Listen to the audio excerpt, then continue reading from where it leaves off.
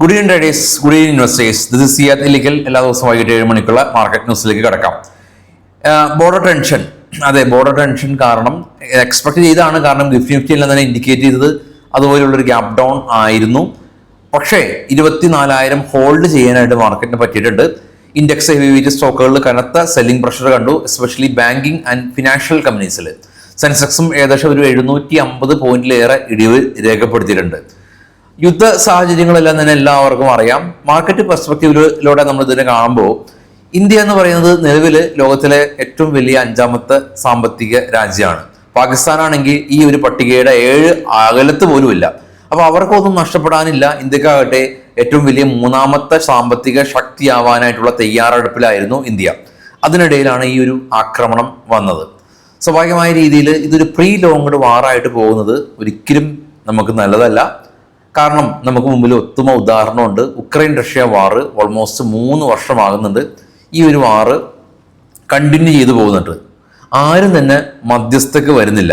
അപ്പൊ ഈ ഒരു ഇന്ത്യ പാക് വാറ് സ്വാഭാവികമായിട്ട് ഉള്ള രീതിയിൽ ഒരു മധ്യസ്ഥ ചർച്ച നടത്തി, അതായത് വേറെ രാജ്യങ്ങൾ US പോലെയുള്ള രാജ്യങ്ങൾ ഇടപെട്ട് ഇതിലൊരു മധ്യസ്ഥ ചർച്ച വരുത്തി ഇതിനൊരു അറുതി വേണം. കാരണം ഇനീഷ്യലി ഇന്ത്യ പറഞ്ഞിരുന്നത് ഈ ഒരു അറ്റാക്ക്, ഇന്ത്യയുടെ ഫസ്റ്റ് അറ്റാക്കിന് ശേഷം ഫർദർ ആയിട്ടുള്ള ഒരു അറ്റാക്കിന് ഇന്ത്യ മുതിരില്ല എന്നുള്ളതായിരുന്നു. പാകിസ്ഥാനും പറഞ്ഞിരുന്നത് ഓക്കെ, ഇനി ഫർദറായിട്ട് അറ്റാക്ക് ചെയ്തില്ലെങ്കിൽ ഞങ്ങളും ആക്രമണത്തിന് ഇല്ല എന്നുള്ളതാണ്. പക്ഷെ അവിടെ പട്ടാളം വളരെയധികം അട്ടിമറിയുള്ള ഒരു രാജ്യമാണ്. അതുകൊണ്ട് തന്നെ പട്ടാളമാണ് നിയന്ത്രിക്കുന്നത്. അപ്പോൾ അതുകൊണ്ട് തന്നെ നല്ല രീതിയിലുള്ള ഒരു ഉഭയകക്ഷി ചർച്ചകൾ നടത്തിയേ തീരൂ. അപ്പോൾ ഇതിൽ ഏറ്റവും മുൻപന്തിയിലുള്ളത് US തന്നെയാണ്. പക്ഷേ US വൈസ് പ്രസിഡന്റ് JD വാൻസി പറഞ്ഞിരിക്കുന്നത് ഇത് അവരുടെ ബിസിനസ് അല്ല എന്നുള്ളതാണ്. അതായത് ഈ ഒരു യുദ്ധം അത് നിർത്താനായിട്ടുള്ള ചർച്ചകളിൽ ഏർപ്പെടാൻ അവർക്ക് US താല്പര്യമില്ല എന്നുള്ള ഒരു ഇൻഡയറക്റ്റ് ആയിട്ടുള്ള ഒരു മറുപടിയാണ് US ഭാഗത്തു നിന്ന് ഒഫീഷ്യലായിട്ട് വന്നിട്ടുള്ളത്. ഇനിയുള്ളത് സൗദി അറേബ്യയാണ്. പാകിസ്ഥാനായിട്ട് ഏറെ അടുത്ത് നിൽക്കുന്ന രാജ്യമാണ് സൗദി അറേബ്യ. ഇന്ത്യയായിട്ട് നല്ല ബന്ധം കാത്തു സൂക്ഷിക്കുന്ന രാജ്യമാണ് സൗദി അറേബ്യ.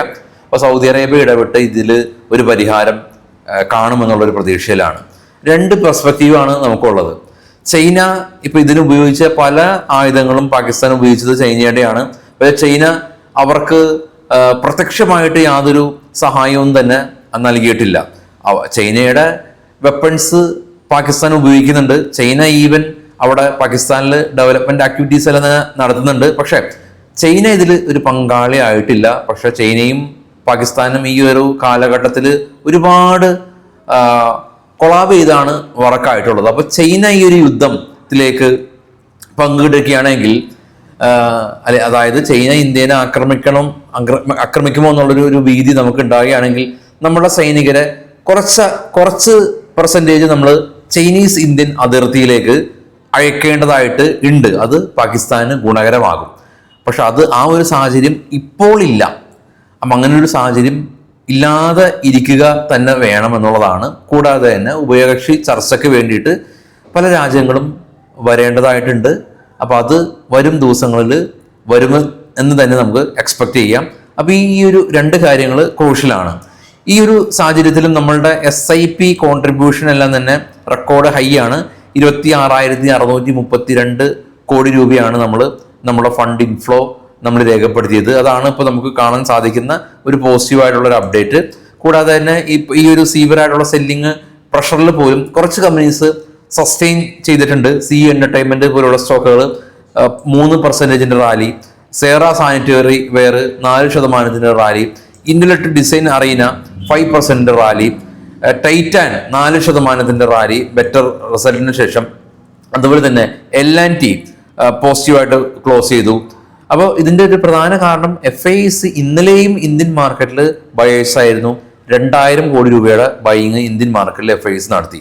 ഇന്നും FIസിന്റെ ആക്ടിവിറ്റീസ് വളരെ കീനായിട്ട് തന്നെ വാച്ച് ചെയ്യേണ്ടതായിട്ടുണ്ട്. കാരണം ഈ ഒരു യുദ്ധ സാഹചര്യത്തിന് ഒരു 4 ആഴ്ച മുമ്പ് തുടങ്ങിയ FIs ബൈ നടത്തിയിട്ടുണ്ട്. സ്വാഭാവികമായിട്ടും അവര് ഈ ഒരു കാലയളവിൽ ഇന്ത്യൻ മാർക്കറ്റിൽ കുറച്ചധികം പൈസ നിക്ഷേപം നടത്തിയിട്ടുണ്ട്.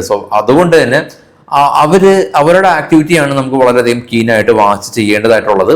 ഗ്ലോബൽ മാർക്കറ്റ് നമുക്കൊന്ന് നോക്കുമ്പോൾ ഗ്ലോബൽ മാർക്കറ്റിൽ കാണാം ഏറ്റവും താഴെ ട്രേഡ് ചെയ്യുന്ന FTSE, CAC 40, ഡാക്സ് പോസിറ്റീവാണ്. ഡോ ഫ്യൂച്ചർ ഫ്ലാറ്റ് ആണ്. ഇന്നലെ US മാർക്കറ്റ് ഡോയും നാസ്റ്റും പോസിറ്റീവിൽ ക്ലോസ് ചെയ്തു.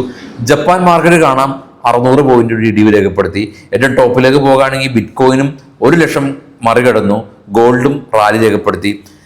ചുരുക്കം പറയുകയാണെങ്കിൽ ഇന്ത്യൻ പാക് യുദ്ധം കാരണം ഇന്ത്യൻ മാർക്കറ്റ് അല്ലാതെ ലോകത്തുള്ള ഒരു മാർക്കറ്റും ഇടിവ് രേഖപ്പെടുത്തിയിട്ടില്ല എന്നുള്ളതാണ് കാണാൻ സാധിക്കുന്നത്. പക്ഷേ ഇത് സസ്റ്റെയിൻ ചെയ്ത് ഇന്ത്യൻ മാർക്കറ്റ് ഇടിയുകയും മറ്റുള്ള മാർക്കറ്റ് ഒന്നും മുകളിലേക്ക് പോകുന്ന സാഹചര്യമൊന്നും ഇല്ല എന്നുള്ളതാണ് വാസ്തവം. കാരണം ആപ്പിൾ പോലെയുള്ള കമ്പനീസ് ചൈന US ട്രേഡ് വാറെല്ലാം തന്നെ ക്രൂഷ്യൽ ആയിരിക്കുന്ന സമയത്ത്, ഇപ്പൊ അവര് രമ്യതയിൽ പോകുന്നുണ്ട്, പക്ഷെ ക്രൂഷ്യൽ ആയിരിക്കുന്ന സമയത്തിന് മുമ്പേ തന്നെ ഫോക്സ്കോൺ എല്ലാം തന്നെ ഇന്ത്യയിൽ ആപ്പിളിന്റെ പ്രൊഡക്ഷൻ ആരംഭിച്ചു. ആപ്പിളിന്റെ കഴിഞ്ഞ ക്വാർട്ടറിൽ നോക്കുകയാണെങ്കിൽ ഏകദേശം 50% പ്രൊഡക്ഷൻ ഇന്ത്യയിൽ നിന്നാണ്. സ്റ്റാർലിങ്ങിന് ഓൾറെഡി അപ്രൂവൽ കിട്ടിക്കഴിഞ്ഞു. ടെസ്ല ഇന്ത്യയിലേക്ക് വരികയാണ്.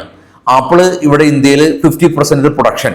അപ്പൊ ഇന്ത്യയിൽ ഇങ്ങനെ ഒരു പ്രതിസന്ധി ഉണ്ടാകുകയാണെങ്കിൽ ആപ്പിളിന് പ്രശ്നമുണ്ട്, ടെസ്ലക്ക് പ്രശ്നമുണ്ട്, മറ്റുള്ള രാജ്യങ്ങൾക്കെല്ലാം തന്നെ പ്രശ്നമുണ്ട്. അതുകൊണ്ട് തന്നെ ഇപ്പോ JD Vance US vice president പറഞ്ഞിരിക്കുന്നത് ഞങ്ങളുടെ ബിസിനസ് അല്ല എന്നാണ്. പക്ഷേ ഇത് അവരുടെ ബിസിനസ് കൂടിയാണ്. അത് അവര് ഐഡന്റിഫൈ ചെയ്യും. അപ്പൊ കൃത്യമായിട്ട് അവർ ഇടപെട്ടേ തീരൂ. കാരണം അത് US-നെയും ബാധിക്കുന്ന ഒരു കാര്യം തന്നെയാണ് ഇന്ത്യ പാക് ഇഷ്യൂ. അപ്പോൾ വളരെ പെട്ടെന്ന് തന്നെ ഇതിനൊരു പരിസമാപ്തി ഉണ്ടാവുമെന്ന് നമുക്ക് എക്സ്പെക്ട് ചെയ്യാം. Thank you all.